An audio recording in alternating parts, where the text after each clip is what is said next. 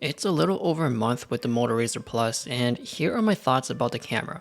In summary, the camera is just good enough. The pictures are more on a saturated side, so it does remind me of the old Samsung days years ago. Now, Samsung pictures are still saturated, but for the past few years, I feel like they have dialed it down. So if you really like the punchy colors, the contrasty saturated look, then you may have no problem at all with the RAZR Plus photos. Now for low light pictures, I feel like it's passable if you stick with the main wide lens. So basically I'm trying to tell you to avoid the ultra wide lens if possible. Now let's talk about video quality, and I feel like this is where they really need to improve. I think the stabilization is lacking and it does make me feel a little bit dizzy rewatching the footage on my computer screen. I know the cameras on foldable phones may not be as good as the ones from regular phones yet, but I did compare it to the Flip 4 and there was a huge difference. So in my opinion, just looking at the video quality, I feel like it's a year or two behind. But in general, for regular consumers, the photos are passable, the videos, I really can't say the same. Now for the camera experience, I just think the foldable form factor just really enhances that experience by a lot. When I'm using this, I feel like I want to use the camera more often just because of the big front display is so handy when I'm vlogging. Especially in the folded state, just because I don't think I'm attracting a lot of attention, so it's easy to vlog in public, and just for little quick things like setting it down on a table to get a quick in the moment shot, and I don't need any setup time or bring in tripod with me. I would say this is the closest experience to a regular point and shoot camera with a flip out screen.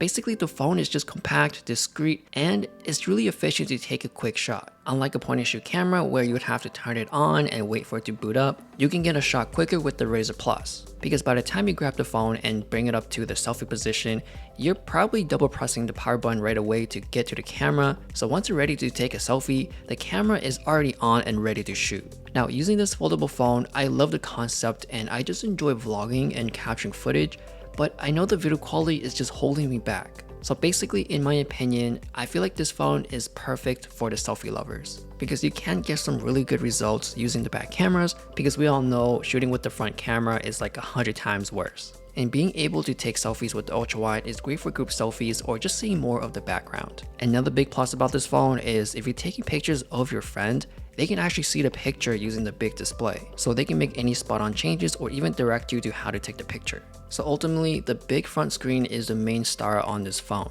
And whenever I go back to using a regular phone, I do miss that part of the camera experience. Of course, the external screen can do a lot more than just be a viewfinder, which I find it most enjoyable when you have a few minutes to spare to play a quick mini game, to scroll on some socials, watch a quick video. If you're in a city using Google Maps, you can quickly just glance at it without fully opening the phone. Now this experience is something to get used to when you're transitioning to a foldable phone, and for some people, they might even like the experience better. And you're not really missing out on anything either, since once the phone is completely open, it's pretty much like using any regular phone. Now, the best thing I like about the camera is the user experience on the external display while the phone is folded. I really like the button layout and how I can get to so many options. I can change resolutions, turn on and off flash, add filters, and even change to the other camera modes. This might be me, but the mentality of opening the phone and using the camera gives you the best results, but I don't feel like that's completely true since I'm still using the back cameras. It's just a different way of shooting, so if I know that I'm shooting myself,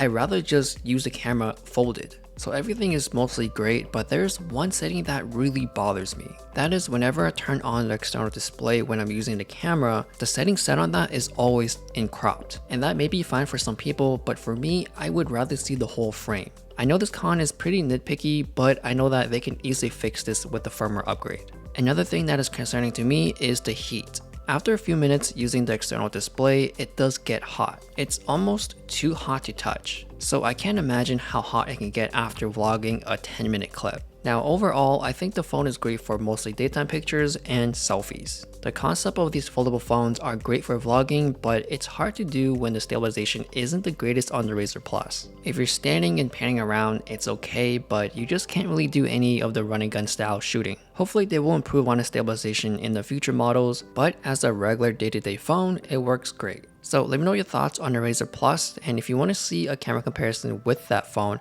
versus another phone, I will have the links up right now. Thanks for watching, and I'll see you guys later.